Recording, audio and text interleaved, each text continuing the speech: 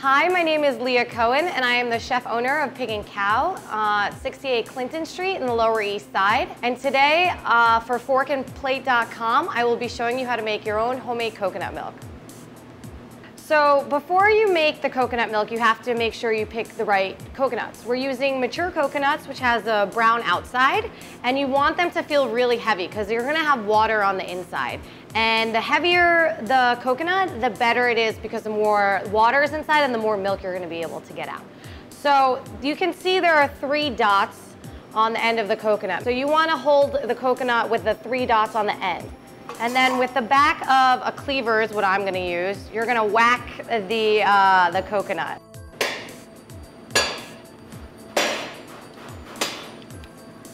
Be careful, some of the water might like fall out or splash you like it did on my arm. And then that's it. Open up like that. And you wanna make sure you reserve the liquid, and we're gonna strain that too because that's gonna help make the coconut milk. So after we break the coconut in half, the next thing we have to do is take out the meat from the coconut. So I have a butter knife, and I am just going to kind of stick it in there and leverage the meat out. So it can be a little hard, but essentially little pieces of coconut meat will come out. So once we've gotten all of our coconut meat out of the coconut shell, the next thing we're gonna do is we're going to warm up the coconut water that we saved from opening up the coconut. The important thing is to remember to strain it because some of like the outer stuff, the outer dirt from the coconut shell might have gotten in there. Be careful not to warm it, like don't boil it because you're gonna have to massage the coconut water into the meat, and if it's too hot, you won't be able to do it with your hand, and you really need to get your hands in there to really massage the coconut and have it release as much of the coconut fat as possible.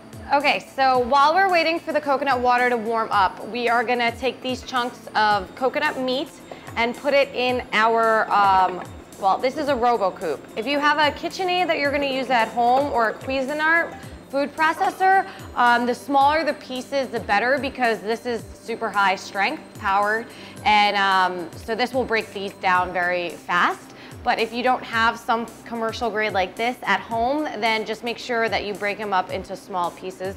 I would say probably this size is a good size to do. And then I'm gonna turn this on, and it's gonna be like grated, fresh grated, you know, coconut. And then I'll show you how to turn that into milk. Okay, so we have the coconut ground, and then we have the warm coconut water. So I'm just gonna pour all the water into the ground coconut flesh, and then literally start massaging the coconut flesh, the ground coconut, and the water. So the final step is we're gonna get a piece of cheesecloth. This is double layered because you're gonna wring it out, so you just wanna make sure it's sturdy enough and it doesn't break. And we're gonna take the meat, and you can see there's already some like coconut milk because you massaged it. And we'll just put small amounts into the cheesecloth. You don't want it too much, and then it'll overflow. And you're literally just going to squeeze it out as much as you possibly can. This is like also a good workout. You can save this meat. You can actually do another press, like I said, a second press, or you can use this in a wood mix. It will flavor your wood mix if you wanted to smoke something to give it a little coconut flavor. But there's so many different uses that you can use for it, so it's better to save it for another thing than to throw it out.